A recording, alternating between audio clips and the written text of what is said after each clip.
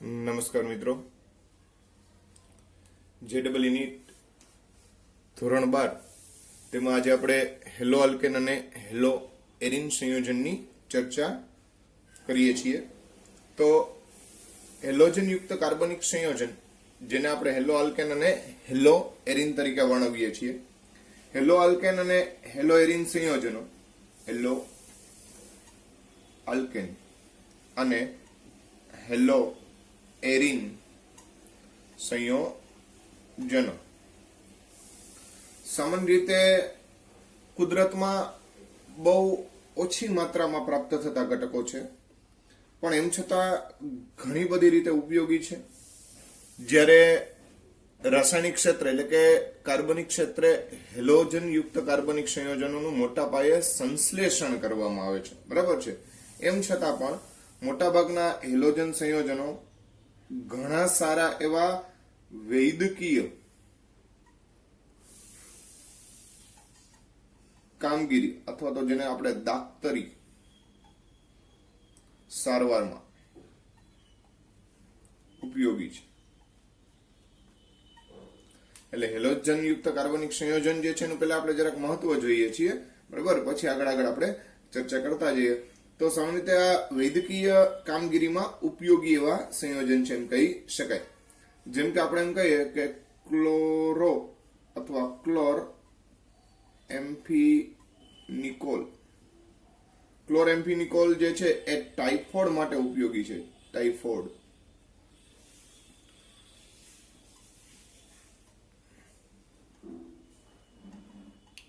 ટાઇફોઇડનો તાવ આવ્યો હોય તો એની સારવાર માટે થાય અને ક્લોરેમ્ફિનિકોલ જે એક પ્રકારની એન્ટીબાયોટિક છે, એટલે પ્રતિજીવી, જેને આપણે એન્ટીબાયોટિક્સ કહીએ છીએ, તો એના માટે થાય અને એ ખૂબ અગત્યની છે. ટાઇફોઇડ જે છે એના તાવ જે છે એની સારવાર માટે થઈને બહુ ઉપયોગી ગણાવી શકાય. થાઇરોક્સિન આ અંતઃસ્ત્રાવ જે છે, બરાબર, અંતઃસ્ત્રાવ જે આયોડિન યુક્ત ઘટક છે. આ ક્લોરેમ્ફિનિકોલ જે છે એ ક્લોરીન યુક્ત ઘટક છે. એમાં આયોડિન યુક્ત ઘટક છે કે જે તમે જાણો છો એ પ્રમાણે કે થાઇરોક્સિન અંતઃસ્ત્રાવ જે છે એ ની જો ઉણપ હોય, આની ઉણપથી ગોઈટર નામનો રોગ થાય. એટલે ગોઈટર ન થવા દેવો હોય, ગોઈટર એટલે ગળામાં જે કઈ પણ ગ્રંથિ જે છે એને ફુલાવ થાય, જેને આપણે શબ્દ બોલીએ છીએ ગોઈટર, એ ન થવા દેવો હોય તો કેની જરૂર પડે ભાઈ? થાઇરોક્સિન જે છે એની જરૂર પડે. અને થાઇરોક્સિન આયોડિન યુક્ત ઘટક છે. કેવો ઘટક છે? આયોડિન યુક્ત ઘટક છે. આ ઉપરાંત ક્લોરોક્વિન કે જે ક્લોરીન યુક્ત ઘટક છે, જે મેલેરિયા ની સારવાર માટે ઉપયોગી છે. સામાન્ય રીતે પેલા સિંકો નામના વૃક્ષની છાલમાંથી ક્વિનાઇન દ્રવ્ય પ્રાપ્ત થતું, એના ઉપરથી આ ક્લોરોક્વિન દવા જે છે એનો આવિષ્કાર કરવામાં આવેલો છે, બરાબર, જે મચ્છર કરડવાથી મેલેરિયાના રોગ જે હોય એની સામે પ્રતિકારકતા આપે. ત્યારબાદ હેલોથેન જે નિશ્ચેતક નું કાર્ય કરે. એટલે ઓપરેશન દરમિયાન જો આપણે નિશ્ચેત કરવું એટલે બેભાન કરવું, આપણે એવો શબ્દ પણ બોલીએ છીએ, તો હેલોથેન જે છે, બરાબર, એ એમાં ઉપયોગી છે. આ ઉપરાંત ક્લોરોફોર્મ કે જે પણ નિશ્ચેતક તરીકે ઉપયોગી છે. તો મિત્રો, આ બધા મોટાભાગના તમે જોવા જાવ તો તબીબી ક્ષેત્ર અથવા દાક્તરી ક્ષેત્રે ઉપયોગી એવા ઘટક છે એવું આપણે વર્ણન દ્વારા સમજવા મળે છે. તો આ હેલાઇડ સંયોજન જે છે એની એક ઉપયોગિતાના સંદર્ભમાં આપણે સામાન્ય ચર્ચા કરી છે. હવે આપણે વિગતવાર હેલોજન સંયોજન જે છે એની ચર્ચા કરીએ. એમાં પહેલા વાર આપણે બનાવટથી શરૂઆત કરીએ. જેમાં ટેક્સ્ટ બુકમાં આપેલી હોય, બરાબર છે, એવી પ્રક્રિયાઓ નહીં, પણ જે વિશેષતાઓ જે છે અથવા તો જે ટેક્સ્ટ બુકની અંદર નથી આપેલી એની આપણે ચર્ચા કરતા જઈએ. તો હેલાઇડ સંયોજનની બનાવટ.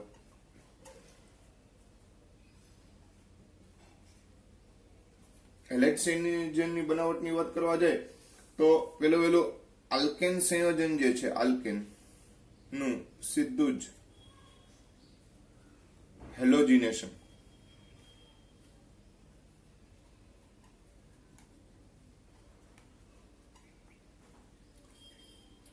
આલ્કેન એટલે આપણે RH વડે દર્શાવી દઈએ.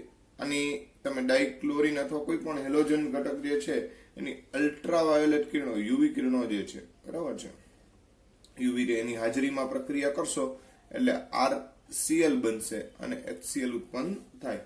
આ પ્રક્રિયા જે છે એને આપણે હેલોજિનેશન પ્રક્રિયા તરીકે ઓળખાવીએ છીએ, જેના દ્વારા આપણને હેલાઇડ પ્રાપ્ત થાય. બીજી વાત તો કે ભાઈ ડાર્ઝન પ્રક્રિયા. ડાર્ઝન પ્રક્રિયા મિત્રો, આ ડાર્ઝન પ્રક્રિયા જે છે આપણે ટેક્સ્ટ બુકમાં આવી જ જાય છે, પણ ડાર્ઝન નામ નથી એટલે ખાસ વિશેષતા સાથે કીધું છે. ખાસ કરીને SOCl2 એટલે થાયોનિલ ક્લોરાઇડ સાથે.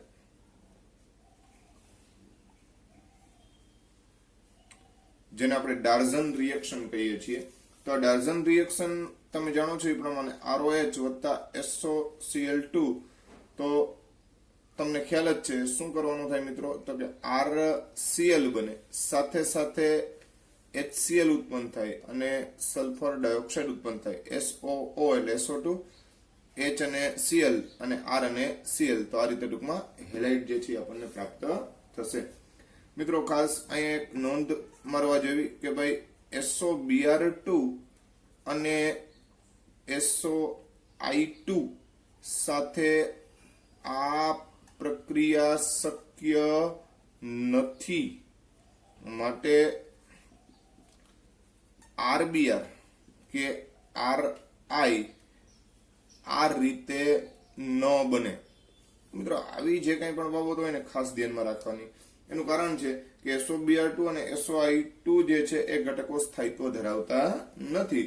સ્થાયી જ ન હોય તો સ્વાભાવિક વસ્તુ છે કે એમાંથી જે મળતી નિપજ જે છે એ શક્ય બનતી હોય નહીં. એટલે આ ખાસ ધ્યાન રાખજો. એટલે આ રીતે ટૂંકમાં તમે ફક્ત SOCl2 જે છે એનો ઉપયોગ કરી અને હેલાઇડ જે છે પ્રાપ્ત કરી શકો, જેને આપણે નામ આપ્યું છે ડાર્ઝન રિએક્શન. કયું રિએક્શન કીધું છે? ડાર્ઝન રિએક્શન. આ ઉપરાંત મિત્રો આપણે ટેક્સ્ટ બુકમાં આલ્કોહોલ, આ બધા આલ્કોહોલમાંથી હેલાઇડ જે છે એની બનાવટની પ્રક્રિયા છે. તો આલ્કોહોલમાંથી હેલાઇડની બનાવટમાં આપણે ROH જે છે, બરાબર, એટલે આલ્કોહોલ થયો, બરાબર, એની પ્રક્રિયા તમને ખ્યાલ છે કે ભાઈ PX3 અને PX5, ખાસ કરીને PCl5 PCl3 એવી રીતે પ્રક્રિયા કરીએ છીએ. અહીંયા પણ ધ્યાન રાખજો કે આમાં પણ PBr3 અને PI3 સાથે પ્રક્રિયા શક્ય નથી. એટલે જો તમારે RBr અથવા RI બનાવવો હોય તો લાલ ફોસ્ફરસની હાજરીમાં ડાયરેક્ટ X2 એટલે અહીંયા જો બ્રોમાઇડ બનાવવો હોય તો Br2 સાથે અને આયોડાઇડ બનાવવો હોય તો X2 સાથે પ્રક્રિયા કરવી. ખ્યાલ આવ્યો? એટલે ડાયરેક્ટ સીધો ટૂંકમાં ફોસ્ફરસ હેલાઇડ લેશો તો નહીં ચાલે, પણ લાલ ફોસ્ફરસની હાજરીમાં હેલોજન સાથે પ્રક્રિયા કરશો તો એ વસ્તુ શક્ય બની શકે. ખ્યાલ આવ્યો? તો આ રીતે ટૂંકમાં આલ્કોહોલ સંયોજનમાં પણ આ વસ્તુ ધ્યાનમાં રાખજો. ત્યારબાદ હન્સ ડીકર પ્રક્રિયા. શું છે ભાઈ આ હન્સ ડીકર પ્રક્રિયા? તો કે ભાઈ RCOOAG, જેને આપણે કહીએ છીએ ફેટી એસિડનો સિલ્વર ક્ષાર. કોનો સિલ્વર ક્ષાર? Fatty acid. તો ભાઈ ફેટી એસિડનો જે સિલ્વર ક્ષાર છે જેની હેલોજન સાથે પ્રક્રિયા કરીએ, કોની સાથે પ્રક્રિયા કરીએ? હેલોજન સાથે. તો CCl4 કાર્બન ટેટ્રાક્લોરાઇડ ની હાજરીમાં આપણે એને ગરમ કરીએ છીએ. શું મળશે મિત્રો? તો કે ભાઈ RX મળશે. શું મળશે? RX. સાથે સાથે આપણને RX, જે R એટલે લાંબી કાર્બન શૃંખલા ધરાવતો કોઈ પણ ચરબી એસિડનો આ સિલ્વર ક્ષાર છે, બરાબર છે. તો પ્રક્રિયા થાય અને આપણને શું મળે? RX મળે. સાથે સાથે અહીંયા Ag અને X પ્રાપ્ત થાય, AgX, અને કાર્બન ડાયોક્સાઇડ જે છે એ CO2 સ્વરૂપે દૂર થશે. કે લાગ્યો? તો આ રીતે ટૂંકમાં પ્રક્રિયા થઈ શકે.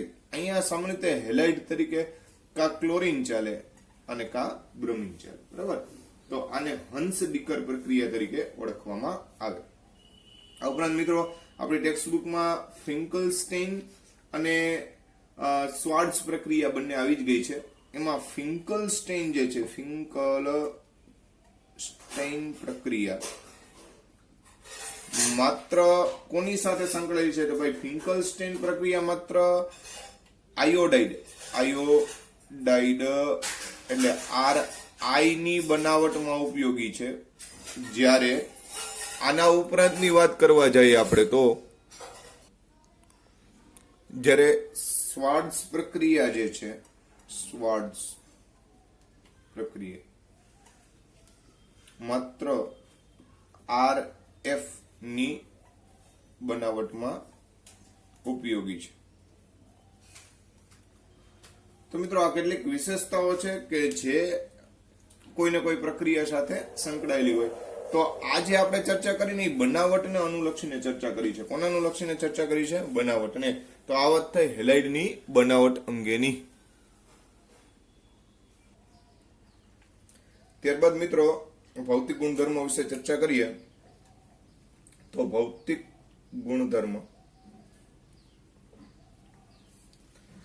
ગુણધર્મોની અંદર વિશેષતાઓમાં આપણે જો જોવા જઈએ તો તમે જાણો છો એ પ્રમાણે કે શરૂઆતના સભ્યો ખાસ કરીને મિથાઇલ ફ્લોરાઇડ, મિથાઇલ ક્લોરાઇડ, આ ઉપરાંત ઇથાઇલમાં ઇથાઇલ ફ્લોરાઇડ, ઇથાઇલ ક્લોરાઇડ. તો આવા સંયોજનો જે છે એ ઓરડાના તાપમાને વાયુ સ્વરૂપ છે, બરાબર. ત્યારબાદ બાકીના ઘટકો ઓરડાના તાપમાને પ્રવાહી સ્વરૂપ ધરાવે છે, બરાબર. તો આ પણ માહિતીલક્ષી બાબત છે અને ધ્યાનમાં લેવી બધાએ. ઉત્કલન બિંદુના ક્રમમાં તમે જાણો છો એ પ્રમાણે કે ભાઈ RI જે છે એનું સૌથી વધારે, ત્યારબાદ RBr, પછી RCl અને ત્યારબાદ RF. આ ઉત્કલન બિંદુનો ઉત્તરતો ક્રમ છે. ઉત્કલન બિંદુનો ઉત્તરતો ક્રમ, બરાબર. તો અહીંયા તમે જોઈ શકો છો કે ઉત્કલન બિંદુ જે છે એ RI નું સૌથી વધારે થશે. આ ઉપરાંત પ્રાથમિક, દ્વિતીયક અને તૃતીયક માટે આ ક્રમ દર્શાવી શકાય, જેમાં પ્રાથમિક જે છે એનો સૌથી વધારે થાય કેમ કે વાન્ડરવાલ્સ આકર્ષણ બળ, વાવા બળ વધે, બરાબર છે. એના કારણે અહીંયા જે છે આણ્વીય દળના સંદર્ભમાં આ ક્રમ છે. તો આ વાત થઈને ઉત્કલન બિંદુની. બીજી વાત કે RF અને RCl એના શરૂઆતના સભ્યો જે છે એ પાણી કરતા હલકા છે, જ્યારે RBr અને RI પાણી કરતા ભારે છે.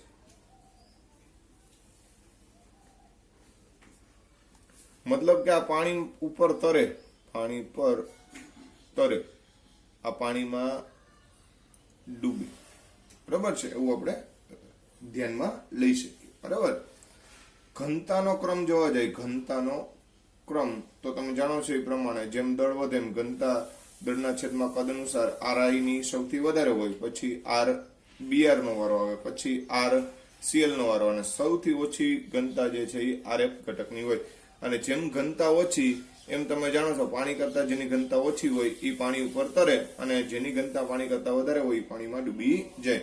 તો આ રીતે તમે સમજાવી શકો. આ ઉપરાંત બાઇલસ્ટાઇન કસોટી, બાઇલસ્ટાઇન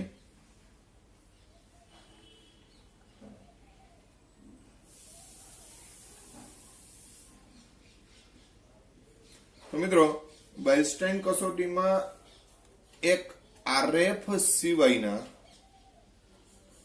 બાકીના તમામ હેલાઇડ, આરએફ ને બાદ કરતા, આરએફ ને નહીં ધ્યાનમાં લેવાનું, એના સિવાયના બાકીના તમામ હેલાઇડ જે છે, હેલાઇડને કોપર સાથે, કોપર એટલે તાંબા સાથે શું કરવામાં આવે તો કે ભાઈ ગરમ કરવાથી કોપર સાથે ગરમ કરવાથી લીલા રંગની જ્યોત આપે છે. સાંભળ્યું મિત્રો? બરાબર. બેલસ્ટાઇન કસોટી એટલે બીજું કઈ નહીં, કોપર સાથે કોઈ પણ સંયોજનને ગરમ કરે, એટલે તાંબાની પતરી હોય એના ઉપર એને ગરમ કરવામાં આવે. આ પ્રાયોગિક પદ્ધતિઓમાંની એક પદ્ધતિ છે. બરાબર. તો એમાં બાકીના તમામ સાથે જે છે, એક આરએફ સિવાય, આરએફમાં ભૂરા કલરની જ્યોત જ મળે, બાકીના બધા હેલાઇડ જે છે એમાં તમને લીલા રંગની જ્યોત જોવા મળશે. તો મિત્રો આ જે છે એ કોના સંદર્ભમાં વાત થઈ તો કે ભાઈ બેલસ્ટાઇન કસોટી. આ ઉપરાંત એક ડાયપોલ મુવમેન્ટ જે છે એની પણ વાત કરી લઈ ભૌતિક ગુણધર્મની અંદર. તો ભૌતિક ગુણધર્મોમાં છેલ્લો મુદ્દો જે છે એ એક આપણે ડાયપોલ મુવમેન્ટ અંગેનો છે. તો તમે જાણો છો એ પ્રમાણે કે દ્વિધ્રુવીય ચાક માત્રામાં ખાસ ક્રમ જોજો. મિથાઇલ ક્લોરાઇડ પહેલા આવે, પછી મિથાઇલ ફ્લોરાઇડ લઈએ, પછી મિથાઇલ બ્રોમાઇડ આવે અને પછી મિથાઇલ આયોડાઇડ આવે. તો અહીંયા જો ફ્લોરાઇડ કરતા પણ ક્લોરાઇડ જે છે એની ડાયપોલ મોમેન્ટ જે છે એટલે કે દ્વિધ્રુવીય ચાક માત્રા વધુ છે. તમે જાણો છો એ પ્રમાણે મિત્રો કે ફ્લોરિન અને ક્લોરિનની બાબતમાં ફ્લોરિનનું કદ વધુ પડતું નાનું છે, જેના કારણે થઈ અને ધ્રુવીય ચાક માત્રામાં ક્લોરિન જે છે એ વધી જાય ફ્લોરિનની સાપેક્ષમાં. તો આ રીતે આ વસ્તુ પણ ધ્યાનમાં રાખજો. આ ઉપરાંત માની લો કે એરાઇલ હેલાઇડના સંદર્ભમાં વિચારીએ અને અલ્કાઇલ હેલાઇડના સંદર્ભમાં વિચારીએ તો એરાઇલ કરતા આ એરાઇલ હેલાઇડ છે અને આ અલ્કાઇલ હેલાઇડના સંદર્ભમાં એટલે સાયક્લો સંયોજન છે. બરાબર. તો આની દ્વિધ્રુવીય ચાક માત્રા વધારે હોય કોની સાપેક્ષમાં? એરોમેટિક સંયોજનની સાપેક્ષમાં. કેમ કે વિદ્યુત ઋણતાનો તફાવત તમને અહીંયા વધારે જોવા મળે. આ sp3 સંકરણયુક્ત સંકર ધરાવતો કાર્બન છે, જ્યારે sp2 સંકરણ ધરાવતો કાર્બન છે. સામે ક્લોરીન છે એ વિદ્યુત ઋણ ઘટક છે. બરાબર છે. તો ધ્રુવીયતાનું પ્રદર્શન સૌથી વધારે અહીંયા જોવા મળશે. એટલે સ્વાભાવિક વસ્તુ છે આના કરતા આની દ્વિધ્રુવી ચાક માત્રા કેવી હોય? વધારે હોય. તો મિત્રો આ જે કંઈ પણ ચર્ચા કરી એ ભૌતિક ગુણધર્મના સંદર્ભમાં આપણે ચર્ચા કરી છે. હવે રાસાયણિક ગુણધર્મો જે છે એની આપણે વિગતે ચર્ચા કરીએ. મિત્રો સામાન્ય રીતે હેલાઇડ સંયોજન ના રાસાયણિક ગુણધર્મો. તો ભાઈ આ હેલાઇડ સંયોજનો જે છે એ રાસાયણિક પ્રક્રિયા કેવી કરે તો કે સામાન્ય રીતે એક કેન્દ્રાનુરાગી વિસ્થાપન પ્રક્રિયા કરે.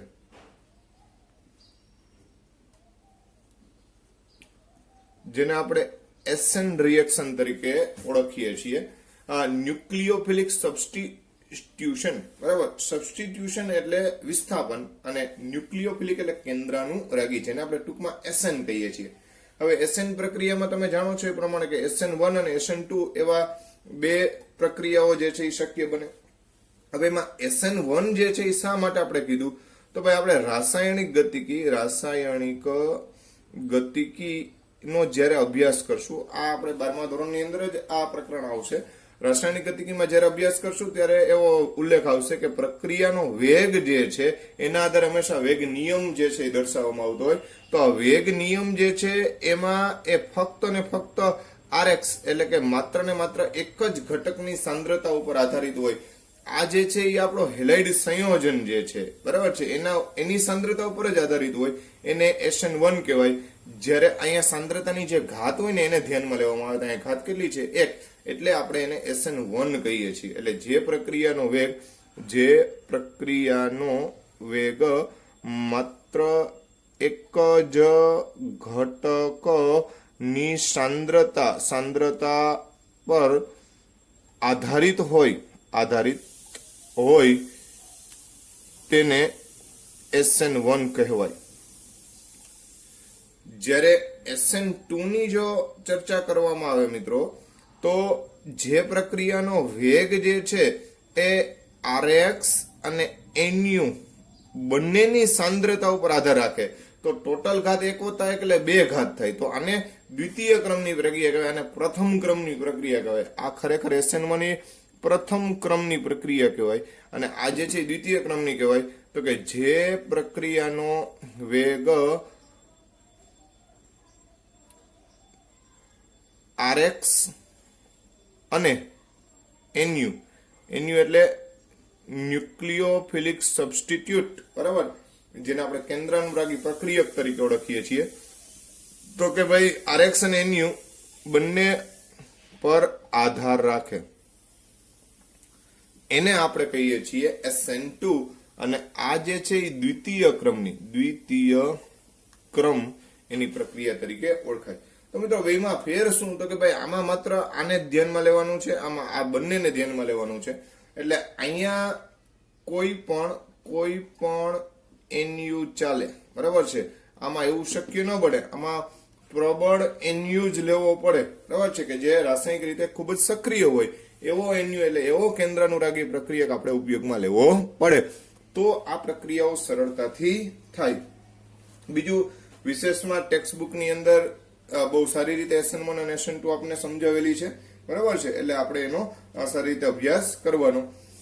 અહીંયા ક્રમની બાબતમાં જોવા જાવ તો SN1 જે છે એના માટેનો આપણે ક્રમ જોવા જઈએ તો ચડતો ક્રમ SN1 માટે આપણે વિચારીએ તો મિથાઇલ હેલાઇડ કરતા પ્રાથમિક કરતા દ્વિતીયક કરતા તૃતીયક તરફ જાવ એમ એની સક્રિયતા વધતી જાય. એટલે એમ કહી શકીએ કે તૃતીયક હેલાઇડ જે છે એની યારે SN1 સૌથી સરળતાથી થાય. આ મેં તમને ચડતો ક્રમ આપેલો છે, એટલે સૌથી સરળતાથી કોની યારે થશે? તો કે ભાઈ તૃતીયક સાથે. અને સૌથી મુશ્કેલ કોની યારે છે? પ્રાથમિક સાથે. કઈ? SN1. જ્યારે SN2 માં ઊંધું છે. SN2 જો કરવા જઈએ તો 3 જે છે, પછી 2 પછી 1 અને સૌથી સહેલી કોની યારે? મિથાઇલ X, બરાબર. તો આ રીતે ટૂંકમાં આ કોના સંદર્ભમાં વાત થઈ મિત્રો? તો કે ભાઈ SN2 ના સંદર્ભમાં વાત થઈ. કોના સંદર્ભમાં વાત થઈ? SN2. તો આ બંને માટે આ વસ્તુ ધ્યાનમાં રાખવાનું. બીજું, SN1 માટે ધ્રુવીય દ્રાવકની જરૂર પડે. ધ્રુવીય દ્રાવક, બરાબર છે. જ્યારે આમાં ધ્રુવીય દ્રાવકની જરૂરિયાત નથી, પણ આમાં પ્રબળ NU ની જરૂર પડે. પ્રબળ NU એની જરૂર પડે છે, તો જ આ પ્રક્રિયાઓ શક્ય બનશે. બાકી આ પ્રક્રિયાઓ શક્ય બનતી નથી. સામાન્ય રીતે SN1 અને SN2 પ્રક્રિયા, જેને આપણે SN પ્રક્રિયાઓ કહીએ છીએ, આ SN પ્રક્રિયાઓ દ્વારા હેલાઇડ સંયોજનમાંથી ઘણા બધા પ્રક્રિયકો બનાવી શકીએ. જેમ કે આ બધી એની વિવિધ વિસ્થાપન પ્રક્રિયા, એટલે આ બધી SN પ્રક્રિયાઓ જ કહેવાય. જેમ કે એને પાણી સાથે ગરમ કરવાથી હેલોજન જે છે, હેલોજન એનું વિસ્થાપન હેલોજનનું વિસ્થાપન આપણે OH દ્વારા કરશું, એટલે આપણને નિપજ મળશે ROH, સાથે સાથે HX છે છૂટો પડે, બરાબર છે. જો પ્રક્રિયક તરીકે KOH લઈએ, પોટેશિયમ હાઇડ્રોક્સાઇડ લઈએ, તો પણ હેલોજનનું વિસ્થાપન જે છે એ આપણે OH સમૂહ દ્વારા કરશું, એટલે નિપજ તરીકે આપણને ROH મળશે. પણ અહીંયા KX જે છે એ ઉપનિપજ તરીકે આપણને પ્રાપ્ત થશે. માની લો કે તમે ભેજયુક્ત મતલબ પાણીવાળો, બરાબર છે, શું લ્યો છો તમે? Ag2O, silver oxide. તો પણ મિત્રો આ X નું વિસ્થાપન આપણે OH વડે કરશું. કોના વડે કરશું? OH. એટલે ROH આલ્કોહોલ પ્રાપ્ત થાય. સાથે સાથે આપણે AgX જે છે એ છૂટો પડશે. તો અહીંયા ભેજમાં રહેલો હાઇડ્રોજન છે ને એ આપણને કામ લાગશે, બરાબર છે. તો આ રીતની પ્રક્રિયામાં પણ શક્ય બને. ત્યારબાદ માની લ્યો કે KSH, જેને પોટેશિયમ થાયોલ શબ્દ જે છે એ થાયોહાઇડ્રોક્સાઇડ એવો શબ્દ પણ બોલી શકીએ. KSH, જેમાં SH સમૂહ, તો અહીંયા આ SH ગ્રુપ જે છે, થાયોલ સમૂહ જે છે, થાયો આલ્કોહોલ જેને કહીએ છીએ, એની મદદથી X નું વિસ્થાપન થશે, એટલે RSH એવો શબ્દ બોલી શકાય. મિત્રો આને મરકેપ્ટન તરીકે પણ ઓળખવામાં આવે. મિથાઇલ મરકેપ્ટન એવું તમે નામ સાંભળેલું હશે, બરાબર. તો આ જે છે આલ્કેન થાયોલ, બરાબર, થાયો આલ્કોહોલ એવો શબ્દ એને બોલાય અને મરકેપ્ટન પણ કહેવાય. મરકેપ્ટન સાથે સાથે અહીંયા KX છે એ છૂટો પડી જાય. આ ઉપરાંત R-COOAg કે જે સિલ્વર જે છે એના યુક્ત કાર્બોક્સિલિક એસિડનો ક્ષાર છે. તો અહીંયા X નું વિસ્થાપન જે છે એ કોના દ્વારા થાય તો કે R-COO મારફતે થાય, એટલે AgX છૂટો પડી જાય અને R-COOR અથવા R-COOR શબ્દ બોલે, બરાબર છે. અને સાથે સાથે AgX છે એ આપણને પ્રાપ્ત થશે. તો મિત્રો આ તમામે તમામ પ્રક્રિયાઓ જે છે એમાં અહીંયા જે કાંઈ પણ પ્રક્રિયકો જે છે એ એસેન રિએક્શન જે છે એના માટે જવાબદાર છે. તો આ વાત થઈ કેન્દ્રાનુરાગી વિસ્થાપન પ્રક્રિયા, અને આ પ્રક્રિયા જે છે એને આપણે રાસાયણિક ગુણધર્મના સંદર્ભમાં વિચારીએ છીએ.